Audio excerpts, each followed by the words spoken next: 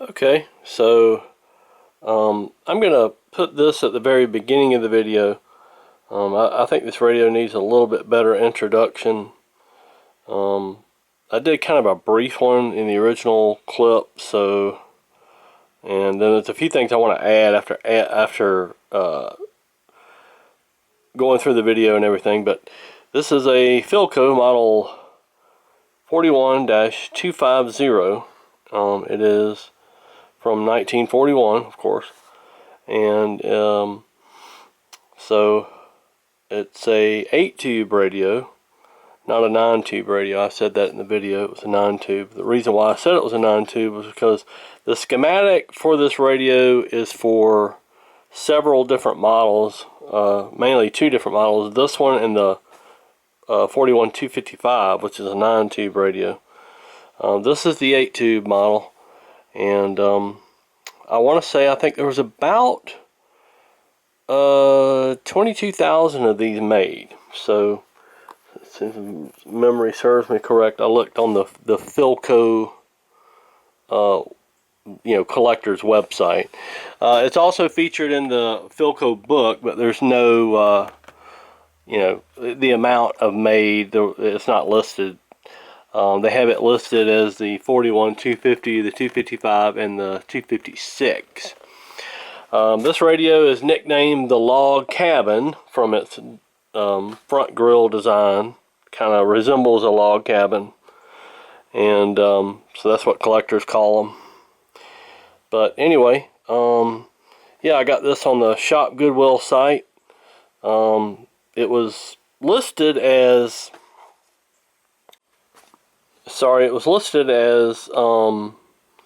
pickup only. So I had to actually go and physically pick it up. They would not ship it. I put a minimum bid in. The starting bid was $9.99. So, and I got it for $9.99. I guess there was nobody that was interested that was in the area that I picked this up in, which was Charleston, South Carolina. So it was about an hour and a half each way drive from me to go get it. So anyway, I thought it was kind of neat, and it's actually a very good receiving radio. It works very well, especially after recapping it and going through the electronics. It works. It turned out pretty well. So anyway, yeah, that's what I want to put in here. And also, through the video, sometimes whenever I'm making a video, I kind of just say what's on the top of my head. So when I'm repairing components in a radio, sometimes I'll say, oh, a 470, oh, a .05 or something like that. And not everybody may understand that. A lot of guys that watch my videos probably do. They work on them, and so they would know what I'm talking about. But like when I say a 470, I just mean a 470 k ohm resistor. .05, just meaning a 0.05 microfarad capacitor. Stuff like that. So just thought I'd tack this on the front of the video in case there was any confusion.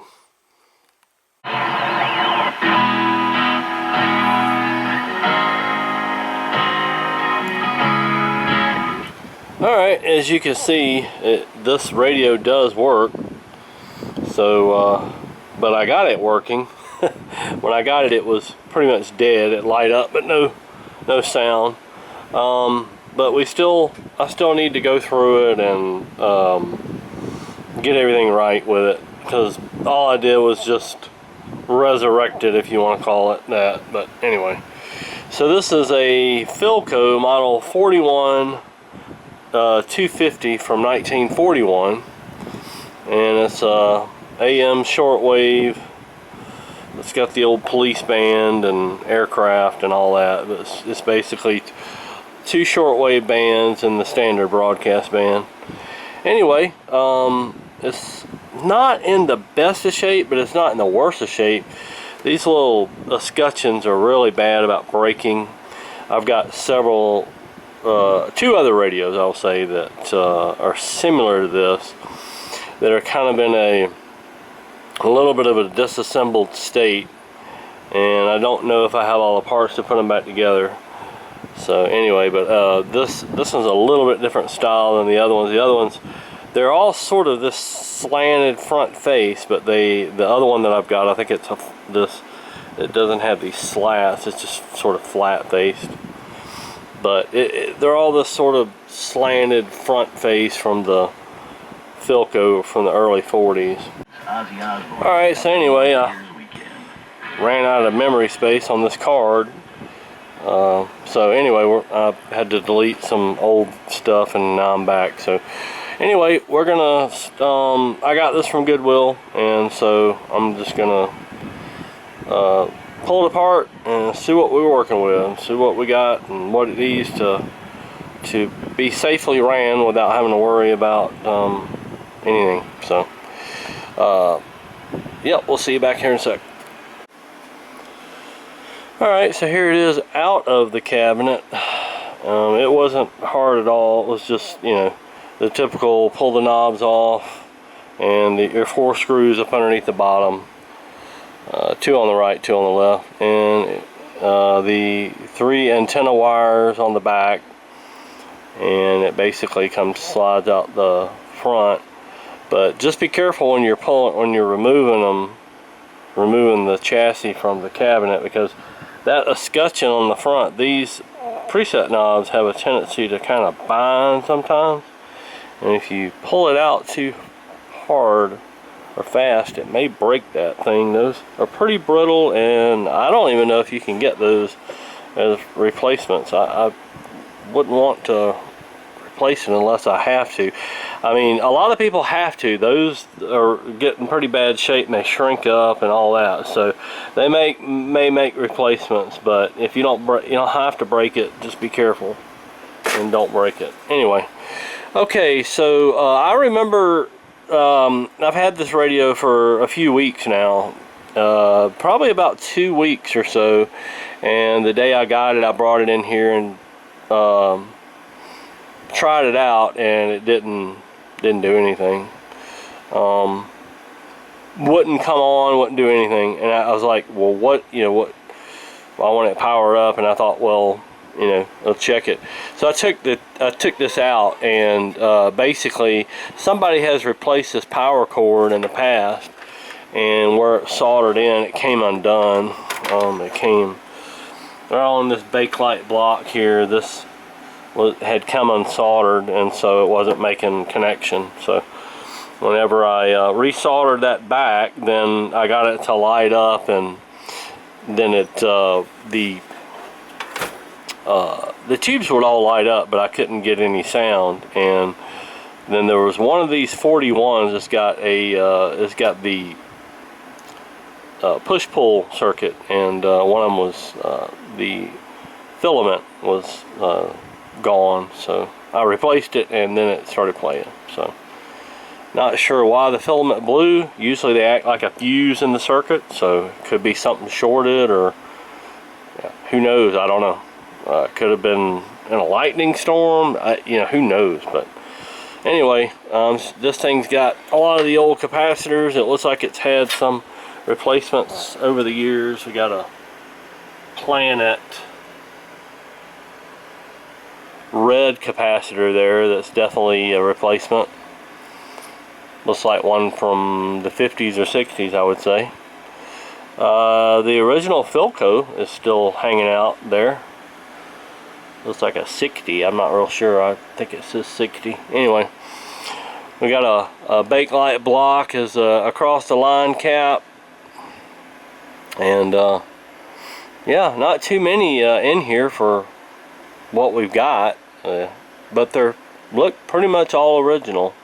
We got one Cornell Doublier here. Looks like that one's been replaced, and then there's one down here there, but most of the originals, well, actually 2 of them, that black one too. Yeah, it's had some work over the years, but technically it still works, so that's not too bad. So we got good bones to go with. We know we got a good radio, pretty much. It just needs some new caps. I would replace these caps. They're pretty old, and get a lot more reliability out of this thing. These resistors are pretty famous for going up in value too. Not too much rubber wiring in this one. There is some over here, that blue and red wire there, that's rubber, and a lot of that there is rubber, but there's a lot of this is the cloth, which is much better about holding up over time. Yeah, I don't really like disturbing that rubber wiring if I don't have to, because it will fall apart. Alright, I thought I would start out by replacing these filter caps. It's kind of interesting how they had these held in. It's just a metal band that's bent over. Not sure if that was original or what, if they did that when they replaced this red one or what, but anyway, so easy enough to take loose. Let's see what we got here. This is where I was saying it was 60, but it's actually a 16 and an 8 at 400 volts. 16 microfarad and 8 microfarad, so that's a dual section. Let's see, blue and red, so this is your red and that's your blue. Pretty simple, not too bad. But what I always usually do is I use the modern capacitors. So what I'll do is I'll find a point where this goes back, and then just use the like this red would be the positive lead. So they'll just put that positive lead there, and then probably, let's see, this goes to terminal strip. So you got your reds here. I don't know if you can see that or not. Your reds here, and the blue goes here. So it will be easier just to put the positive legs here, and then just run your black wire back to both of your negatives, and voila, that cap's replaced. So you can use two separate sections, radial lead capacitors, and I mean you could use axial, but you can use radial too. Either way on this strip, it's pretty easy to do. Now, since it's already on a strip, that makes things a lot easier. Alright, so I had some doubts about this and it being the correct value. It's a 20 microfarad, and I was wondering, well, what is the original value? Because it's typical that somebody would put a higher value, probably because 12 is kind of an odd value. So originally it was a 12. They put a 20 in there, which is not really that big of a deal. And this tube equipment is very forgiving, so I'm just going to put a 16 back there, and there's a 16 in here. So I've got two 16s and a 10 for the 8, which will be fine. I just don't have any 8s, and I don't have any 12s, so that's what we're going to use. It's not a big deal. I mean, this is what I'm putting in here was closer to the original value than this one was. So anyway, all right. Well, what I think I'm going to do is these are axial leaded, the 16s, but the 10 I've got is a 10 at 450, 10 microfarad at 450 volt. Is a radial lead. So the good thing is with this, the way this stuff is set up, you can pretty much use any one, it will work. So what I'm going to do is I'm going to go ahead and take this one out.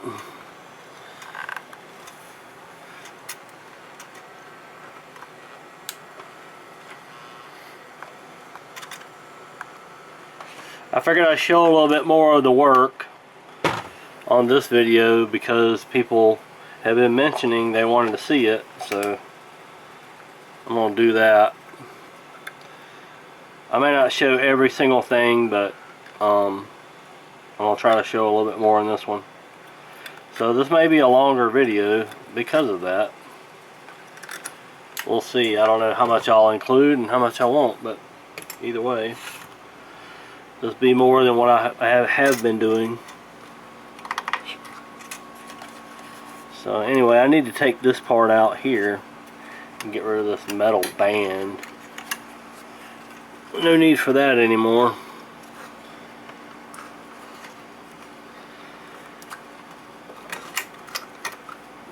Get rid of that. Okay, so we got the positive side of that, well, what's supposed to be the 12. So we're going to wire that in here. I think I'm going to use a bit of heat shrink, and then we're just going to go around this can ohm resistor here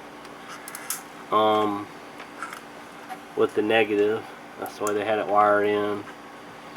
The negative to the can ohm resistor, and the positive goes in from the wire. I'm just going to leave the original wire in here. It'll make it a little bit neater. I just don't have enough to reach over here where this wire goes, so I'm just going to leave the wire in here and just do it this way.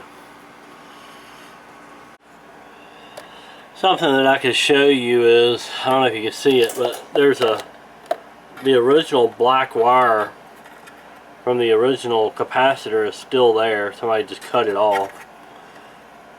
I don't know if you can see that or not, but anyway, so that's the negative point there. So what I'm going to do is I'm going to trim this wire up here and get me a bit of heat shrink. Put it there, connect those two like that, and then solder that in there. It should be fine. Okay, so just got that soldered on, the positive side soldered on. I cut the wire down a little bit just to take off some of the excess, and then we're going to go ahead and tack in the negative side here. I don't know if you can you probably can't see much because of my hands, but that's what I'm doing.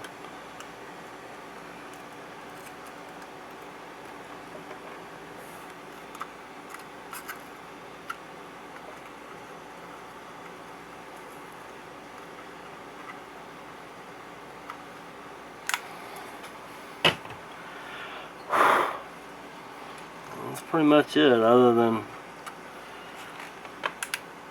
not moving the contact while it's still hot, so I don't get a cold solder joint. Anyway, so now we got to get out our little heat gun and tack that heat shrink in. Let me get in here behind you. Excuse me, sir. Back in here behind you. There you go.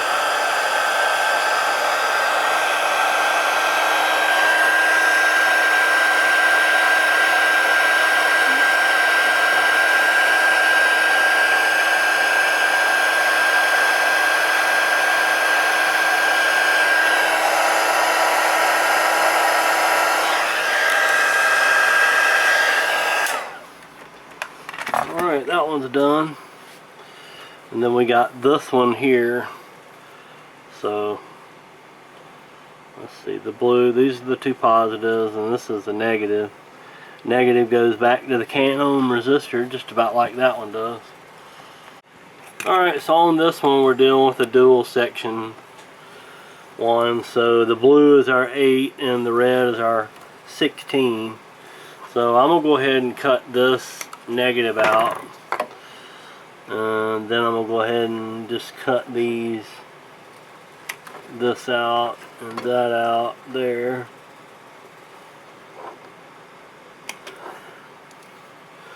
So we get rid of that, and so this one is going to go here, the positive side, not that side, the other side. And we'll just wrap it around that terminal strip there. You really, when you're doing this, you want to make sure that you don't use the solder for tensile strength or anything. You want to get a good wrap on anything you're doing. That way you get the best solder connection you can get.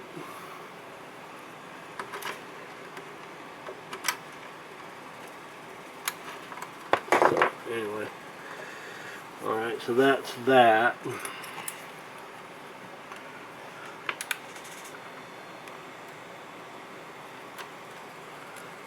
And then what I'll do, that negative over there that I cut off of the old capacitor, what I'll do with that is I'm just going to leave that wire,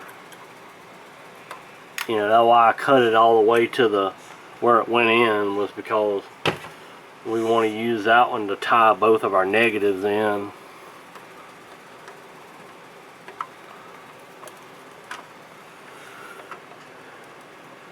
Just makes it easier. You can twist both of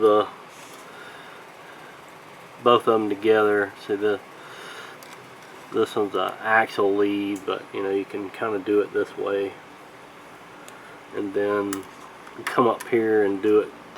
Connect this one in up here. I hope you can see all this, but I don't know. I mean, I've got to get in here and work. This is kind of far up right here, so you got this lead where the blue wire went, which is where your 8 goes in, and then this, you know, the bottom one is the 16. So anyway, this is kind of a mess. I need to clean this up, so hang on, I need to get y'all out of the way.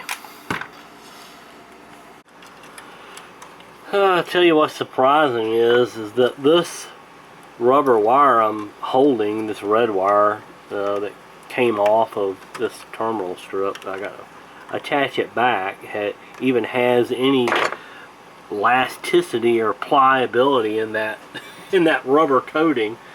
It actually didn't fall apart when I touched it, and I was actually able to strip it, and it you know, it actually fought a little bit trying to strip it. So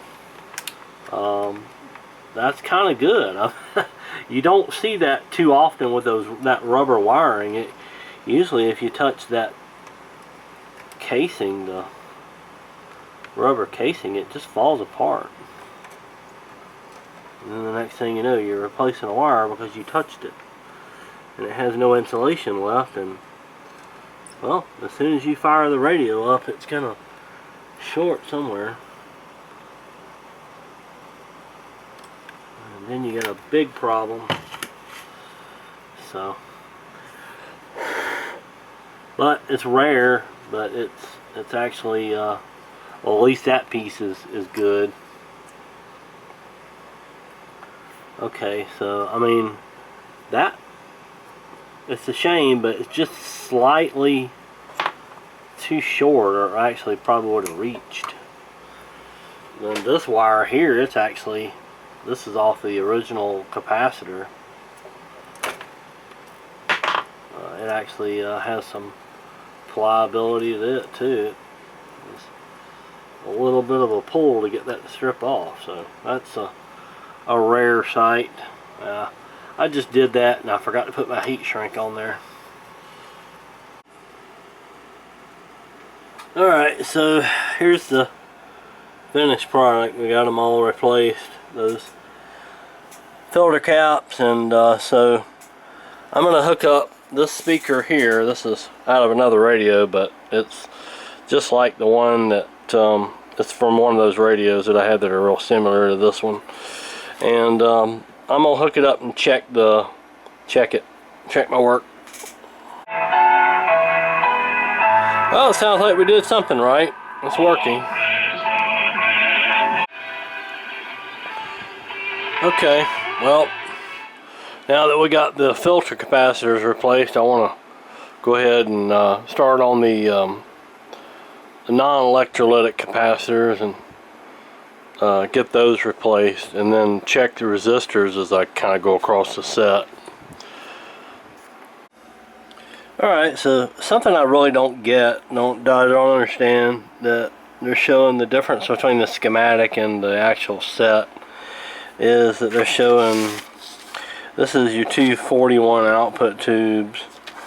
You have a 470 coming off the grid of this tube, and a 470 coming off the grid of the other tube. They're both wired together, and then it shows, you know, it directly wired to this wire that goes number J, which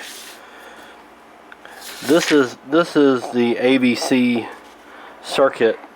There's a difference between this model, which is a 250, and this is the 255. They said everything else is the same except this. So you have J, it goes down and goes back to the can ohm resistor, which is 61, and then you have 42, which is the 12 microfarad filter cap. That hooks to the negative side, hooks to the can ohm resistor as we showed earlier, and this wires into that. Well, it shows on here you have a 470, a 470 that goes to the terminal strip, but there's nothing else attaching it to that other part of the circuit except for this 470 on the back. 470 connects and then connects to this wire, but one wire comes off of the transformer. It shows that in the schematic, but it also, the green wire goes to the can ohm resistor, which is where our cap is at, that I showed in the schematic. It does not show. It's amazing how much stuff you have to delete off of here just to be able to record. It constantly claims it's full, it's full, it's full, but you know, I deleted half the card off here and I haven't even filled it up yet.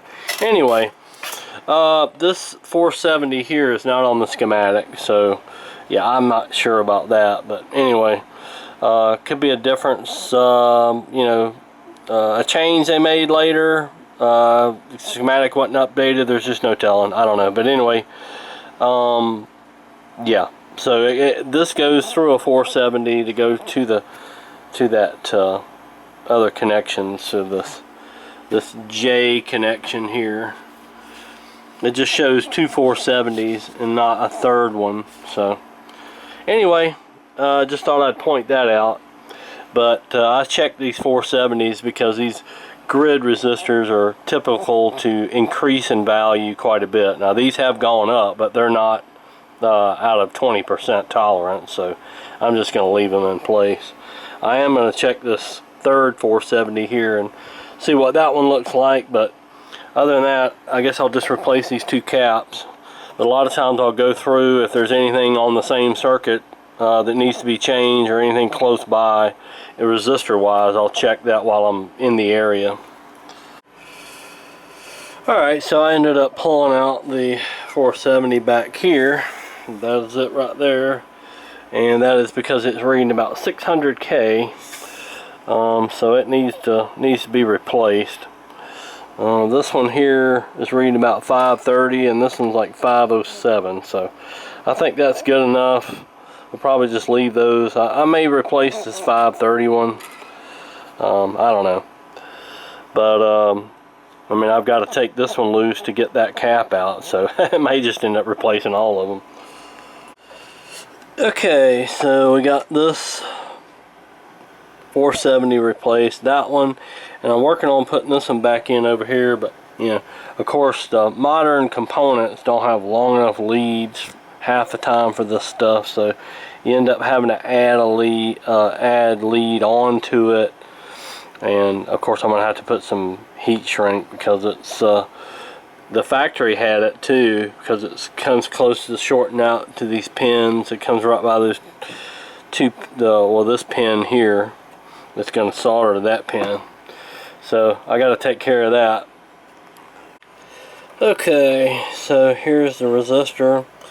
I had to add a little extra lead to it, twist it, solder it, So now we can just slide this piece of heat shrink back over here. Of course, that's going to be a lot easier said than done because it's going to try to roll up on me. But yep, that's the idea, to keep that from shorting out. So that should be good enough. I tried to get a longer piece on there, but there's just not enough room to slide it back over here. So that'll do. Okay, so now on the schematic we're replacing 52 right there.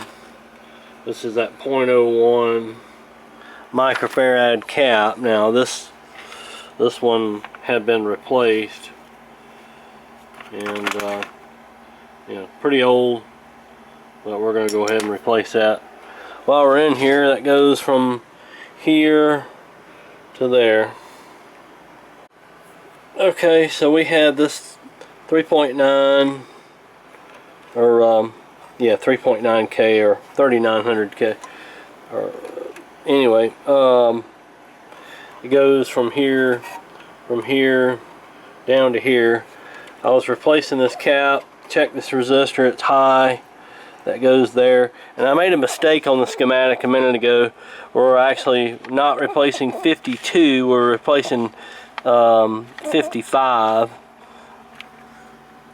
because this is a 3900 ohm that's here, which is number 56. So we're replacing 55 and 56. Okay, we got that back together. So and it's working. So need to move on to other things in the area. I think the next thing I'm going to do is get rid of this Black Beauty bomb cap here. These plastic coated caps are always bad news. So well, I'm going to get rid of that. And I don't think there's any other components in that immediate area, so it'll just be a matter of changing that out. 0.003. And this is a plate bypass capacitor. It's number 57 on the schematic. Alright, so I pretty much went through this area here, but there's a lot of stuff up under here, up under all this. So I need to get this stuff moved out of the way so I can access up underneath there. So that's what I'm going to do. Okay, so not too much to replace. We replace this resistor here. These look good. That cap, that resistor, and yeah, so that's the stuff up underneath there. I should be able to reach this over here, so I can put that back now. Okay, so we're back here in this corner. So we got these two bypass caps. Those are on the schematic right here. I think that's 6 or 8. I can't read that number right there. But that one and this one's 29 right here. It's also coupled by 2.2 meg, which is right there. You can see it under there right here. So that's those two. Those are the two I'm going to work on here. And I checked this resistor and it's way up in value, so I'm going to need to change that when I change this cap here. Alright, so we got everything over here replaced, resistor replaced, checked everything over there, everything looks fine. Really everything else is pretty much non-critical. These are like mainly just tone capacitors and stuff for the volume control. You got this one here, it's an old replacement, 0.1. Probably change that one, and I'll just change the rest of these here just so we can say we recap the radio, but I mean they're really not. It's really not critical. And this one I may have to leave this one in here. It's 1,000 volt. I don't have a 1,000 volt cap, and typically those are the tone capacitors, and so they require a high voltage cap. So yeah, I don't have I don't think I have any 1,000 volt cap, so I may just have to leave that. It's just a tone capacitor. You know, at best it may change the tone just slightly, but you know, I'm not worried about it. The tone seems to work just fine on this thing anyway. So anyway, I'm gonna go ahead and go through here, and I'll get back to you. Alright, so we got it all finished up here, and I'm pretty satisfied with this. It's on the Radio Miami International, Okeechobee, Florida, USA. It's on the shortwave band, and it's on one of the WRMI frequencies, but seems to be picking up just fine. So I think this across the line cap, I'm gonna rebuild this thing, and that'll be the last thing I need to do. I just noticed that. Alright, well, I have videos on how to do these. This is a 3903. They have these bakelite blocks. This is called a Philco bakelite block. This is one of the latest ones I've ever seen with that logo. Usually it's molded into the plastic. This is just printed on there, but this is one of the later ones I've seen. But anyway, they're just using it as a cross the line cap. I'll show you on the schematic here. Let's see here. It comes in, and it's right here, number, I believe that's 65. It's just, you got 2.01s to ground here. So anyway, so you got one on one side of the power line and one on the other side of the power line, and they're both ground in the middle. So all that's going to do is you're gonna have a cap, and then both of them are going to ground here. So that's all that does. Just an extra filter, a little bit extra filtering from the incoming power line. Keeps noise off the line, stuff like that. So anyway, this is pretty straightforward. I'm gonna heat this up, and heat this up around the edge of the plastic here, so I can get this blob, that tar blob, to melt and come loose from the bakelite. And then I'm gonna take a pusher tool, which okay, I accidentally turned the camera off. Take a pusher tool and push that out. So this is the pusher tool, and you can usually clear out these holes right here, and usually I like to use the center one and then push it out that way. So when I heat this up, I'll be able to, the solder up, I'll be able to get that hole free and pull it out. Now I advise, if you're going to do one of these, no matter what kind of radio, or well, I mean they're in Philcos, but no matter where they're at in the radio, try to resist the urge from prying here with a screwdriver or anything, because you'll end up breaking this thin walled bakelite block. So if you get down in here, this is fairly soft, you can push into it, but if you get to prying on this, you'll break that case. So anyway, it's always better to heat it up and try to push it out through these holes.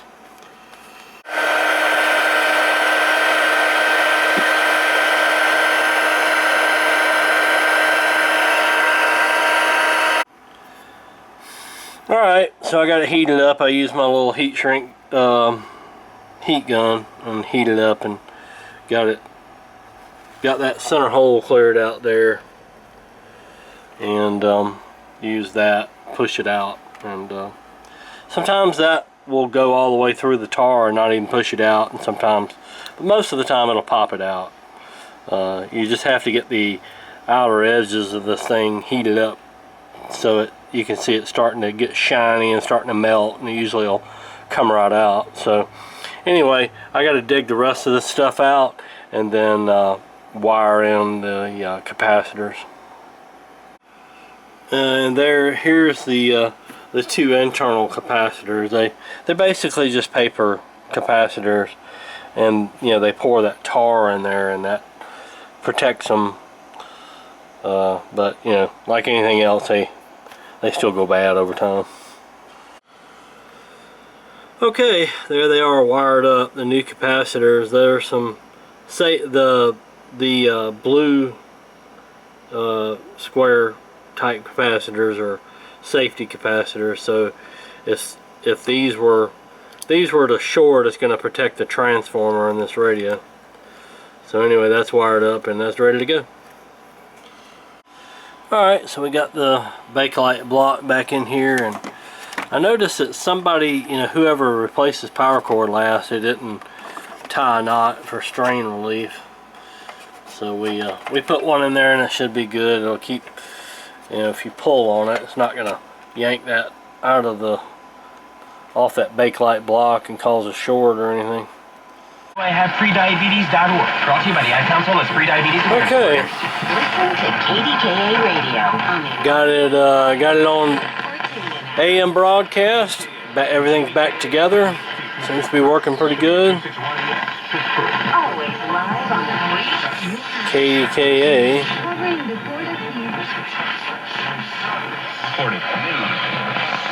Sports. This is WTAM 1100, Cleveland, home of the Cavaliers and Guardians. From ABC News,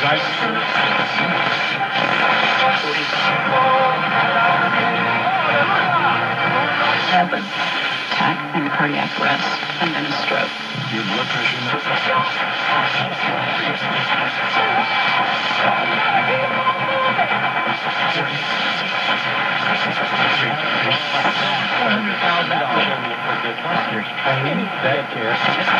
Union agreeing to a trade deal, setting a 15% tariff.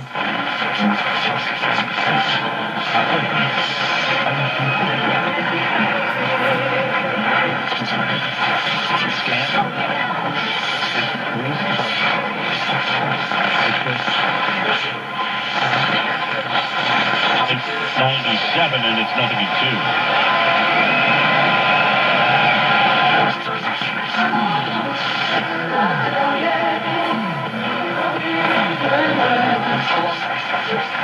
Experiencing the master's closeness and love is vital to happiness for priests and... We'll go up to the old police band. Kind of like the way these light up. Our present assignment from the Almighty is to Pretty cool. have Sam and I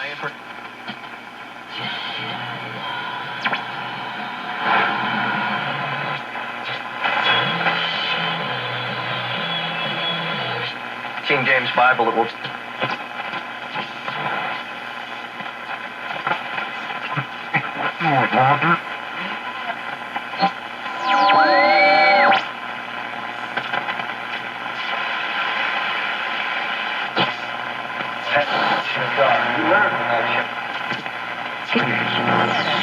de todos los productos de INVIN en la ayuda económica, porque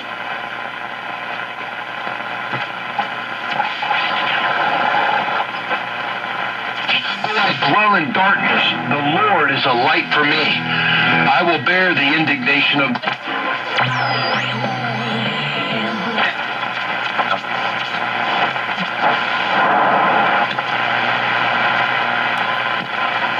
His righteousness. Then my enemy will see.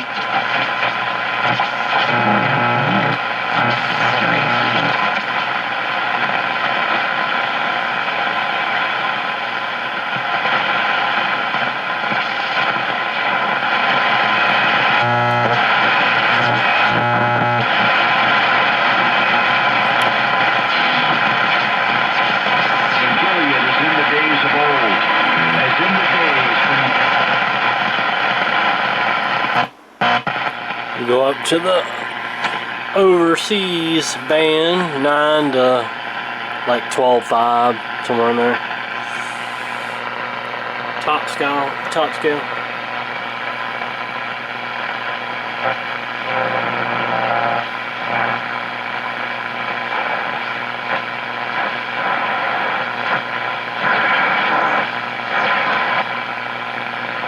Jesus Christ, by faith, I believe and trusting in Him. You're definitely going to pick up religious. And that's what it truly means to call upon the name of Yahweh. That's important. On the shortwave band, you're definitely going to get religious.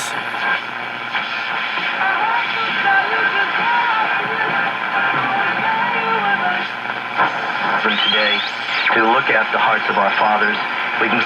Una de las dificultades que enfrentan los cubanos. La semana pasada, el presidente del Instituto Nacional de Recursos Hidráulicos de la dictadura comunista, Radio Cuba.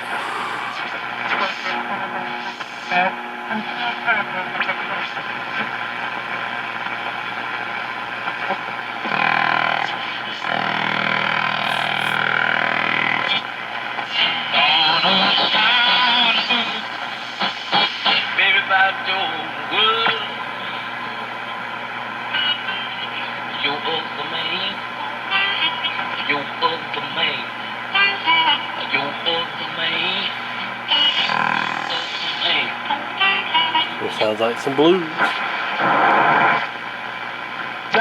Without wrath and doubting, and He gives and that instruction. Minded children. Hey, I like how you said that, Miles, actually referring to the children and youth as the younger members of yours family, because that's on its way to eventually your own heart, work out your own salvation with fear and trembling. unos se montan.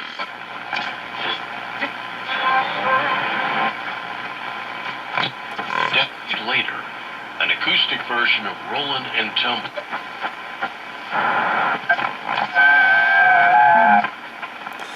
I'll definitely say this is one of the better radios I have as far as it being fairly hot. I mean, it's picking up really good all the way across the dial on every band, so that's definitely a good thing. Looks like everything's working like it's supposed to. So anyway, there it is, the Philco model 41-250 from 1941, 4041, just before the war. So it's repaired and working, and hopefully it'll be working for years to come. So thank y'all for watching, and we'll catch you later.